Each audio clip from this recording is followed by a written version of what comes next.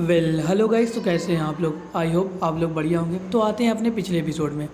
तो जैसे कि पिछले एपिसोड में हमने देखा था, फैंग युआन एक इन में बैठा सोच रहा होता है आखिर क्यों सेन कुइयर और गाओ वैन कोई भी चीज़ करने के लिए तैयार हो गए थे, क्योंकि उन्हें अपने सर्विट्यूड लाइफ से आज़ाद होना था।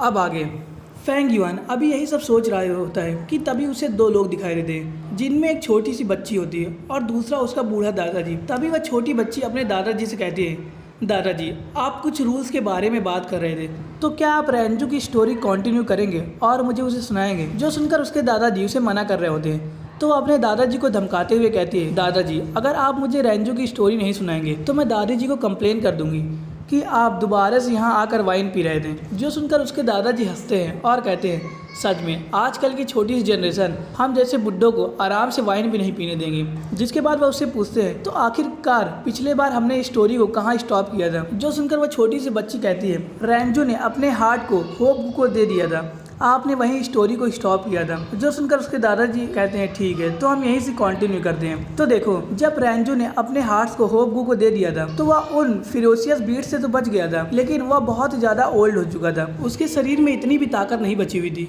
कि वह बीस्टों को हंट कर कर उनके मांस को खा सके। यहाँ तक कि उसके सारे दांत भी झड़ गए थे, जिस वजह से ना तो वह किसी वेजिटेबल को खा पा रहा था और ना ही किसी फ्रूट्स को। तभी होप उससे कहता है, ह्यूमन तुम मर नहीं सकते, अगर तुम मर गए तो तुम्हारे साथ तुम्हारा हार्ट भी मर जाएगा। वही एक ऐसी प्लेस है जहाँ मैं रहता हूँ। जो सुनकर रेंजू से कहता है, आखिर इस दुनिया में ऐसा कौन सा इंसान होगा जो मरना चाहेगा, लेकिन अगर हेवन और अर्थ मुझे मारना चाहते हैं तो मैं क्या कर सकता हूँ? जो सुनकर होप उससे कहता है, अगर तुम किसी तरह लॉन्गिटिविटी गो को फाइंड कर लो तो तुम अपने लाइफ स्पैन को और भी बढ़ा सकते हो। जो सुनकर रेंजू हंसता है और कहता है, लॉन्गिविटी गो तुम्हें क्या लगता है मैं उसे पा पाऊंगा? वो हमेशा ट्रेवल करता रहता है, उसकी कोई एक ही प्लेस नहीं है, और यहाँ तक कि वह तो लाइट की स्पीड से भी ज्यादा तेज ट्रेवल करता है, तो आखिरकार मैं उसे कैसे पा पाऊंगा? जो सुनकर होप उससे कहता है, ह्यूमन मैं तुम्हें एक सीक्रेट बात बताता हूँ। इस कॉन्टिनेंट के नॉर्थ वेस्ट डायरेक्शन में एक ह्यूज माउंटेन है और उस माउंटेन पर एक केव है, वहाँ दो गू रहते हैं। अगर तुम उन दोनों गू वॉर्म को पा पाए तो इस दुनिया में ऐसा कोई भी गू नहीं है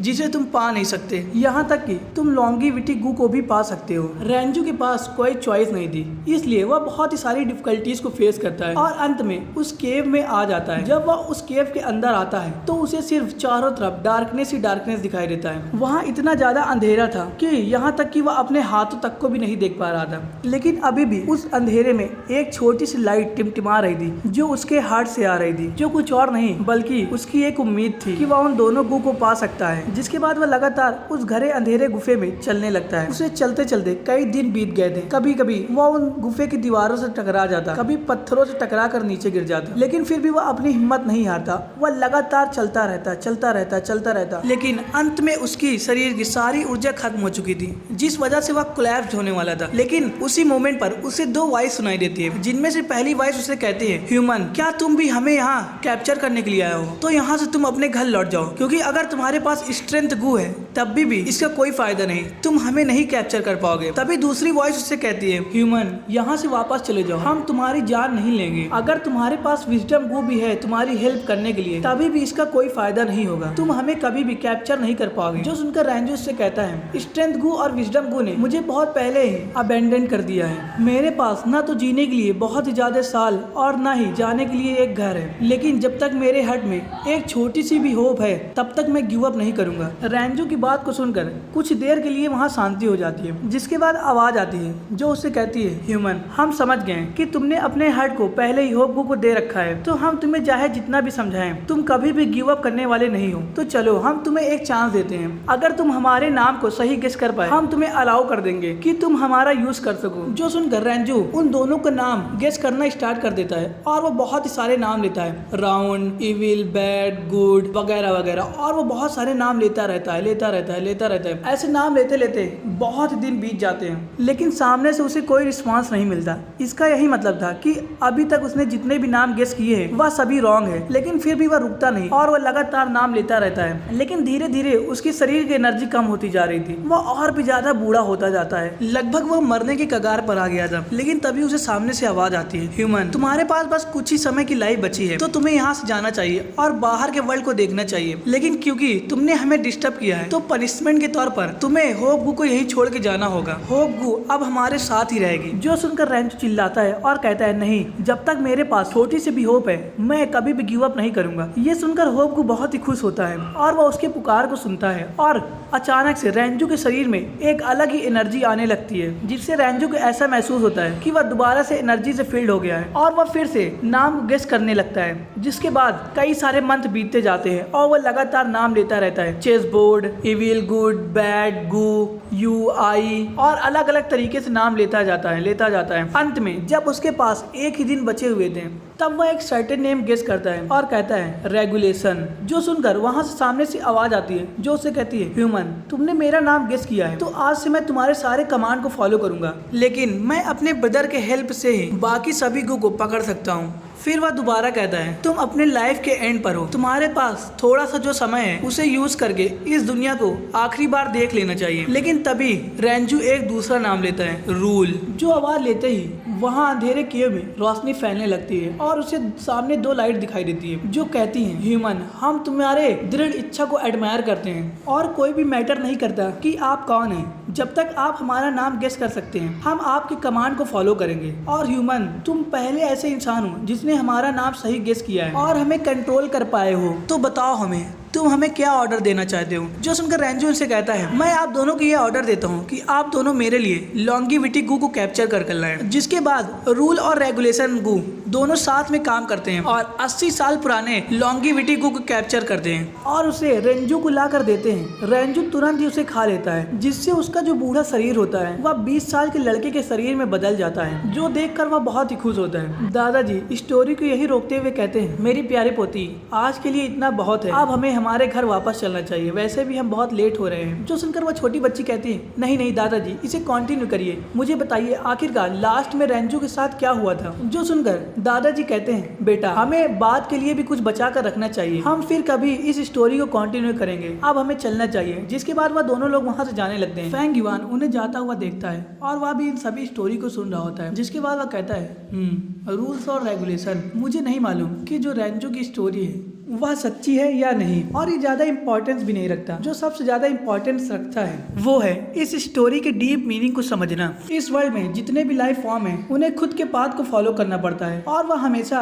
रूल्स और रेगुलेशन के अंडर ही आते हैं। और अगर कोई रूल को समझना या जानना चाहता है तो उसे डार्कनेस से गुजरना पड़ता ही है। डार्कनेस का मतलब ये नहीं है कि प्योर डार्क होना, या कहे तो इसमें लाइट का अब्सेंस होना, लेकिन अगर आप इससे बाहर निकलना चाहते हैं और आप सोचते हैं कि आप स्ट्रेंथ, विजडम या होप का यूज करके इसको अपोज कर सकते हैं तो आप बहुत ही बड़े नासमझ हैं। और अगर आप इस डार्कनेस से बाहर निकलना चाहते हैं तो आपको रेंजू की तरह होना चाहिए, जो ठोकरें खाते हुए भी और बिना लक्ष्य की भी लगातार उस डार्क गुफे में आगे बढ़ रहा था। और जब उसे रूल्स और रेगुलेशन के बारे में मालूम चला और जब उसने उनका नाम लिया, या कहें जब उसने रूल्स और रेगुलेशन को कंट्रोल कर लिया, तब वह जाकर उस डार्कनेस से बाहर आ पाया और लाइट को देख पाया। और इसी तरह रूल्स और रेगुलेशन की अच्छी अंडरस्टैंडिंग की वजह से मैं मो फैमिली को मात दे पाया। और मुझे नहीं लगता कि मेरा पुराना वर्जन जो 500 साल पहले था वो कुछ ऐसा कर पाता। इसीलिए मुझे नहीं लगता जो मेरा ग्रेटेस्ट वेपन है वह ये है कि मैं बहुत सारे ट्रेजर्स की लोकेशन जानता हूँ, या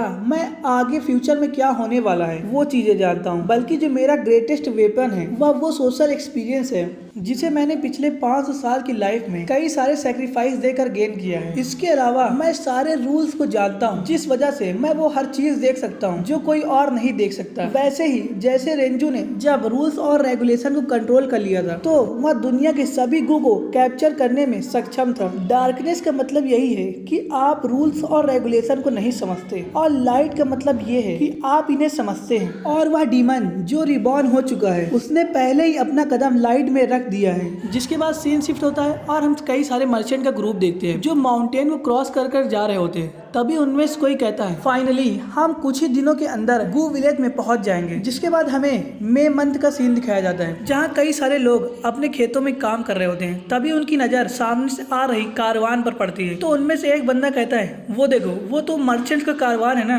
तो दूसरा बंदा भी कहता है, हाँ वो तो मर्चेंट का कारवान है, लेकिन इस साल इन लोगों ने यहाँ आने में बहुत लेट कर दी। पिछले कई सालों से ये हमेशा अप्रैल मंथ में यहाँ आते थे, लेकिन इस बार इन्होंने इतनी लेट कर दी। जिसके बाद सीन शिफ्ट शिफ्ट होता है और हमें गू यूए विलेज के अंदर का सीन दिखाया जाता है, जहाँ मर्चेंट का कारवान पहुंच चुका होता है। उन्हें देखने के लिए कई सारे लोग आए हुए होते हैं, कुछ अपने छतों में से देख रहे होते हैं, कुछ नीचे से, मतलब भीड़ लगी होती है। जिसके बाद हम एक मोटे बंदे को देखते हैं जो कि लगभग मिडिल एज का होता है। इसका नाम जेफू होता है और यही इस कारवान का लीडर है। तभी कोई कहता है, लॉर्ड जेफू, फाइनली आप यहाँ आ चुके हैं। आखिरकार इस बार आपको इतना लेट कैसे हो गया? जो सुनकर मिस्टर जेफू माफी मांगते हुए कहता है, हमें माफ करिएगा, इस बार हमारे रास्ते में बहुत सारी डिफिकल्टीज आई जिसका हमें सामना करना पड़ा, इस वजह से हम बहुत लेट हो गए। तभी वहाँ 4th क्लैन एल्डर आ जाते हैं जिनका नाम गू यूए बो होता है और ये गू मास्टर के रैंक 4 पर होते हैं। वो मिस्टर जेफू को ग्रीट करते हैं और उससे कहते हैं, ओल्ड जिया, आपने इस बार बहुत लेट कर दिया। लगता है आपकी जो जर्नी थी वो बहुत ही रफ थी। जो सुनकर जेफू रिप्लाई करते हुए कहते हैं, हमें माफ करिएगा, इस साल कुछ ऐसे मैटर सामने आए थे जिन्हें निपटाने में हमें बहुत ज्यादा समय लग गया और इसी वजह से हम यहाँ आने में लेट हो गए। मुझे लगता है मैंने सीनियर गू यूए को नाराज कर दिया होगा। मुझे लगता है मैंने सीनियर गू यूए को बहुत ज्यादा वेट कराया है। जो सुनकर एल्डर गू यूए हंसते हुए कहते हैं, अरे कोई ना, बस आप लोग यहाँ आ गए, यही हमारे लिए बहुत है। आइए, हमने आपके लिए फूड और वाइन को तैयार रखा है, चलिए हम चलकर एंजॉय करते हैं। जिसके बाद ऐसे ही करते करते शाम हो जाती है और हम मार्केट का सीन देखते हैं जहाँ बहुत सारी भीड़ लगी हुई होती है। कई लोग अपने चीज को वहाँ ट्रेड करने के लिए आए होते हैं, जहाँ कई सारे शॉप ओनर अपनी चीजों को बता कर लोगों को बुला रहे होते हैं। तभी वहाँ हमें फेंग युआन आते हुए दिखता है, जो वहाँ के शोर शराबे को देखकर अपने मन में सोचता है कि जो ये मर्चेंट का कारवान है ये यहाँ इस विलेज में 3 दिनों तक रुकने वाला है, इसीलिए कई सारे लोग यहाँ इकट्ठा हुए हैं ताकि वो अपने चीजों को यहाँ सेल कर सके और नई नई चीजों को खरीद सके। और यही कारण है कि यहाँ अभी बहुत ज्यादा भीड़ है। यूजुअली यहाँ इतनी भीड़ नहीं होती।